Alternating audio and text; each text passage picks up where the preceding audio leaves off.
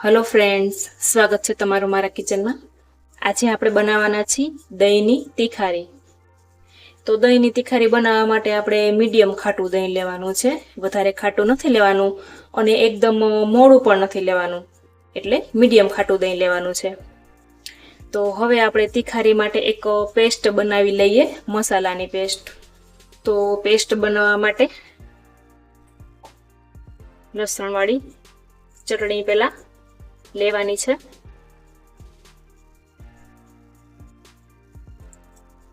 ત્યારબાદ સ્વાદ પ્રમાણે મીઠું એમાં ઉમેરીશું। ત્યાર પછી શેકેલા જીરાનો પાવડર ઉમેરવાનો છે। અડધી ચમચી વરિયાળી પાવડર ઉમેરીશું।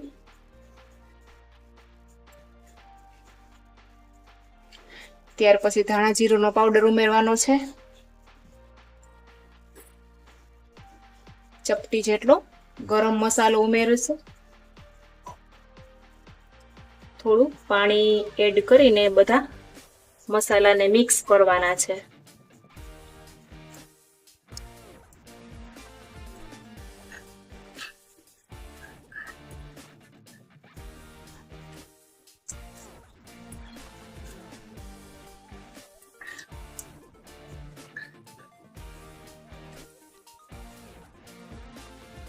બધા મસાલાને આવી રીતના પાણીમાં ઘોળી લેવાના છે। જો મસાલા આપણે સીધા તેલમાં નાખશું તો બધા મસાલા બળીને કાળા થઈ જશે, એટલે વઘાર સરખો નહીં બેસે। એટલે બધા મસાલા આવી રીતના પાણીમાં ઘોળી લેવાના છે। તો હવે આપણે વઘાર કરીશું। તો તીખારીના વઘાર માટે 2 મોટી ચમચી જેટલું તેલ ગરમ કર્યું છે। તેલ ગરમ પણ થઈ ગયું છે। સૌપ્રથમ આપણે આખું જીરું ઉમેરશું। ત્યારબાદ મીઠી લીમડીના પાન ઉમેરશું। હિંગ ઉમેરવાની છે। ચપટી હળદર ઉમેરશું। મસાલાની તૈયાર પેસ્ટ ઉમેરવાની છે।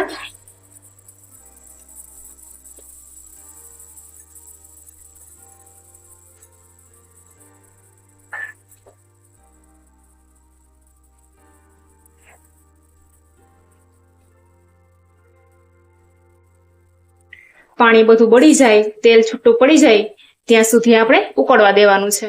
પાણીનો ભાગ છે એ બધો બળી ગયો છે। ઉપરથી આપણે આદું ખમણી લેવાનું છે।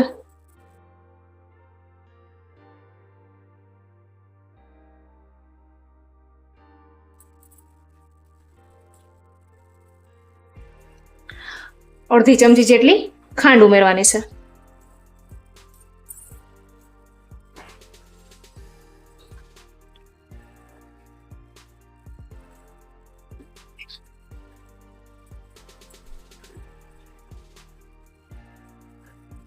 તો બધા મસાલા ચડી ગયા છે, પાકી ગયા છે, પાણી બધું બળી ગયું છે। હવે આપણે ગેસ બંધ કરી દેવાનો છે। દહીં છે એ હંમેશા ગેસ બંધ કરીને જ ઉમેરવાનું છે, નહીંતર દહીં છે એ બધું ફાટી જાય છે। બધું બરાબર મિક્સ કરવશું।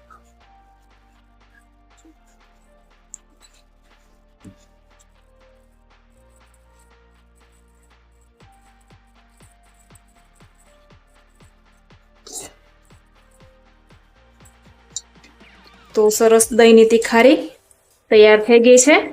ઉપરથી આપણે લીલા ધાણા એડ કરશું। તો આ દહીંની તીખારી છે રોટલી, ભાખરી કે થેપલા કે પરોઠા સાથે ખાઈ શકી છે। શાકની પણ જરૂર નથી પડતી, એવી સરસ તીખારી બને છે। રેસીપી પસંદ આવે તો વિડીયોને લાઈક કરજો, શેર કરજો અને મારી ચેનલને સબસ્ક્રાઈબ કરજો।